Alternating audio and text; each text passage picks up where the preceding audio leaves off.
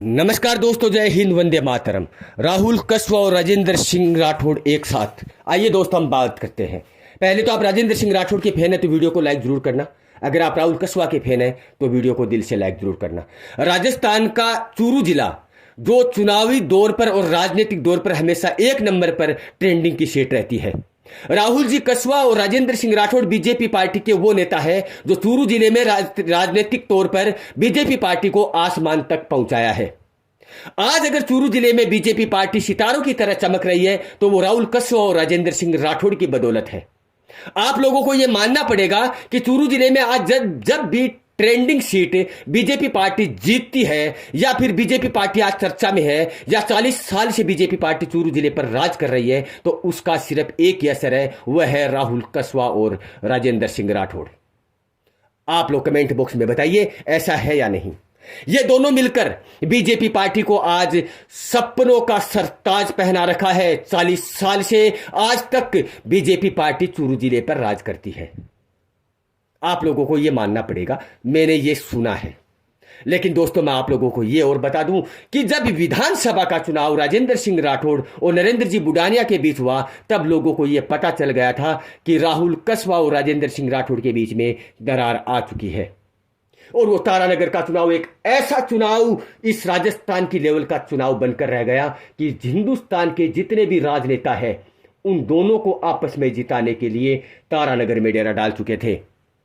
नरेंद्र जी बुडानिया को यह भी पता था कि इन दोनों की जोड़ी बिखर गई है और राजेंद्र सिंह राठौड़ को चुनाव हराने वाला सिर्फ अगर कोई है तो वो नरेंद्र जी बुडानिया, और नरेंद्र जी बुडानिया ने ऐसा किया और आप लोगों ने देखा और ऐसा हुआ भी।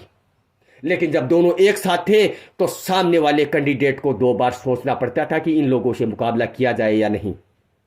लेकिन आज तक जितने भी कैंडिडेट राजस्थान की लेवल के चूरू जिले में जब राजेंद्र सिंह राठौड़ के सामने खड़े हुए हैं उनका नतीजा आपके सामने है। लोकसभा चुनाव में अगर 40 साल से अगर कोई बंदा खड़ा हुआ है राहुल जी कस्वा और उनके परिवार के सामने तो उनका रिजल्ट भी आपके सामने है।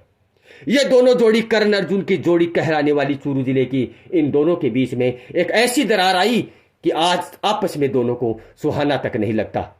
ये दोनों ने मिलकर, राजेंद्र सिंह राठौड़ और राहुल कस्वा ने मिलकर चूरू जिले को उस मुकाम पर पहुंचाया है। बाकी किसी भी जिले की हालत देख लो, चूरू से अच्छी हालत कहीं नहीं मिलेगी।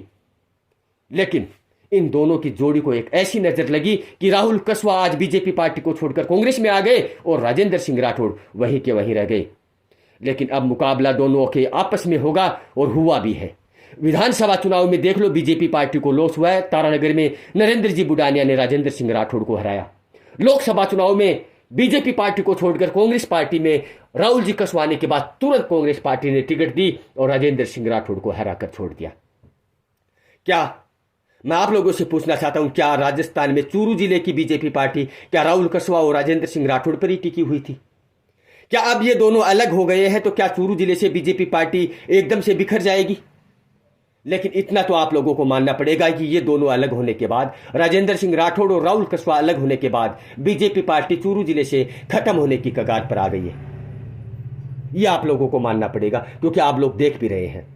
लेकिन इन दोनों के बीच में ऐसी नाराजगी हुई है कि राहुल कस्वा आज चुनाव की रिजल्ट से पहले और रिजल्ट के बाद तक भी आज बीजेपी पार्टी यानी कि राजेंद्र सिंह राठौड़ को निशाना साधते हुए नजर आ रहे हैं, न कि अन्य नेता को, सिर्फ ओनली राजस्थान में चूरू जिले के राजेंद्र सिंह राठौड़ को।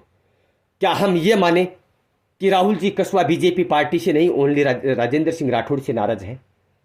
लेकिन दोस्तों, इन दोनों ने बीजेपी पार्टी को आसमान तक पहुंचाया है और इन दोनों की नाराजगी से बीजेपी पार्टी आज जमीन पर आ गई है। यह आप लोग कमेंट में बॉक्स में बताओ कि ऐसा हुआ है या नहीं। तो वीडियो को लाइक करो, अपने दोस्तों को शेयर करो। जय हिंद, वंदे मातरम।